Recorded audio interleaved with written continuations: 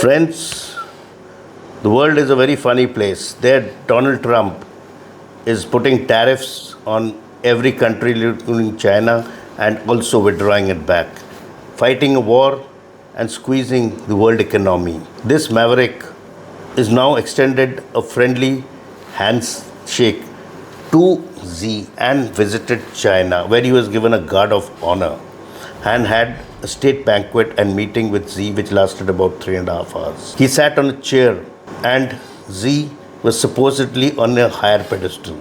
Elon Musk again was making memes and making faces, which has tantalized the internet. So what is all this friendship about? And in this time, they are giving threats that if US helps Taiwan, the relations will again sour. And US says that China cannot take Taiwan forcefully. So where is this friendship and threats going on underneath? So this visit of Donald Trump in this year is now being seen as one of the most important political meetings of the year.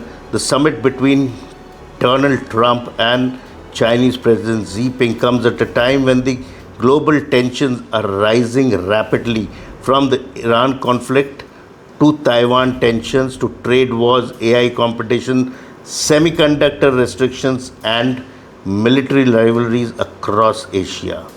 This is the second official visit of Trump to China, and this has happened after 9 years. The meeting was originally scheduled earlier in 26 but was delayed because of the escalating Iran war. This has affected the global diplomacy and military strategy. And here, unlike Trump's 2017 China visit, where Beijing rolled out extraordinary celebrations and announced massive business deals, this summit feels very different. China today is a much more powerful, more technologically advanced, and more confident in dealing with the United States. They have a plan which is much more foresight oriented. Their students are studying in the US universities and have made inroads into many departments. China is now economically also holding US to ransom. They have $750 billion worth of shares which can be liquidated, and the US economy can fall flat.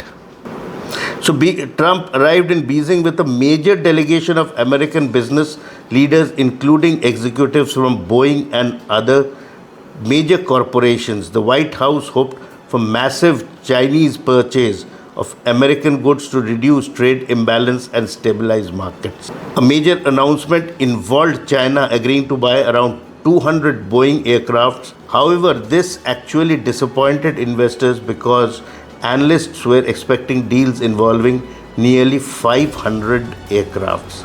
Boeing shares reportedly dropped after the announcement because market believed that the summit world would produce a larger breakthrough. Beyond aircraft deals, both sides discussed increasing Chinese imports of American oil, agricultural products, and industrial goods. Trump repeatedly emphasized that he wants China to open its markets wider for American companies, but despite the economic focus, the real tension of the summit centered around Taiwan. Chinese President Xi Jinping issued one of the strongest warnings yet on the Taiwan issue. During closed-door discussions, he told Trump that mishandling Taiwan would lead to clashes and even conflicts between the two superpowers. Chinese officials continue to view Taiwan as Beijing's most important national security issue and a non-negotiable red line. And at the same time, US has promised support to Taiwan, and I believe there are a lot of military hardware which is going to Taiwan, and China is not taking it very well. And in the Indo-Pacific region, the US is making its presence felt, which is again putting the heat on the Chinese. And here also, Trump put it on his social media that China is not helping Iran, though there is supposedly help being done but he says that it is not being done, and Xi also says that we are not doing it. So what is the truth is only known by the Chinese and the Iranians. And interestingly, Xi also promoted a softer diplomatic tone publicly. During the summit, he spoke about creating a constructive and strategic, stable relationship with the United States and said China and America would become partners and not rivals. However, behind this diplomatic language, there was a harsher threat to the US that they would not like interference in Taiwan. Unlike the Soviet Union, China is deeply integrated into the global economy. The US and China depend heavily on each other through trade, manufacturing, finance, rare earth materials, minerals, semiconductors, and global supply chains. This makes the rivalry far more complicated and dangerous. This visit to China was basically important for Trump because his midterm elections are coming, and also he wants his own status to increase because his ratings have gone down because of the Iran war. And at the end, both China and US have to sort out their problems because both the superpowers, if they clash, can create problems in the world economy.